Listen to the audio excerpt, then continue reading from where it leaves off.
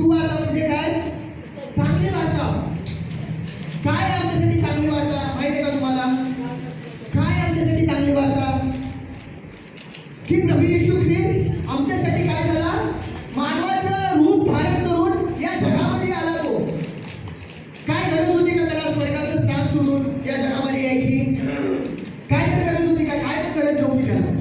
परंतु त्यांनी आमच्यासाठी, आम्ही जे पापामध्ये मरत आहे, आम्ही जे बंधनामध्ये मरत आहे, आमचा नाश होत आहे, त्याला आवडलं नाही. म्हणून त्यांनी काय केलं? मनुष्याचं स्वरूप धारण करून त्यांनी या जगामध्ये आला. त्यांनी आमच्यासाठी त्या देहावरती आपला प्राण अर्पण केला. त्यांनी आपल्यासाठी तो देह अर्पण केला. त्यांनी आपल्यासाठी रक्त सांडलं आणि तो आमच्यासाठी मेला आणि तिसऱ्या दिवशी पुन्हा उठला.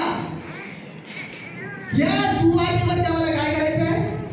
विश्वास ठेवायचा आहे. देवाचं वचन सांगतं, जर आम्हाला देवाचं राज्य आणि देवाची नीतिमत्ता जर आम्हाला प्राप्त करायचं आहे, तर आम्हाला काय करायला पाहिजे? नंबर 1 आम्हाला पहिले पश्चाताप करायचा आहे.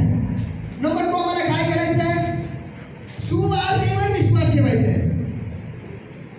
ज्यावेळेस आम्ही पश्चाताप करतो, सुवार्तेवरती विश्वास ठेवतो आणि त्याच्यानंतर विश्वास ठेवल्यानंतर कारण प्राप्त करून घेऊन मग आम्ही बाप्तिस्मा घेतो ना, त्याच वेळेस आम्हाला काय होतं? देवाचं राज्य मिळतं. हालेलुया.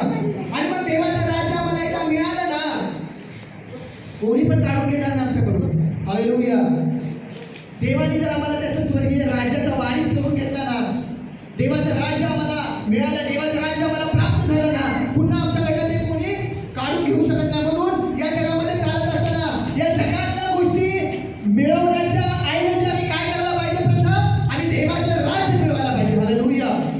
मग आम्ही देवाचं राज्य कसं मिळवणार?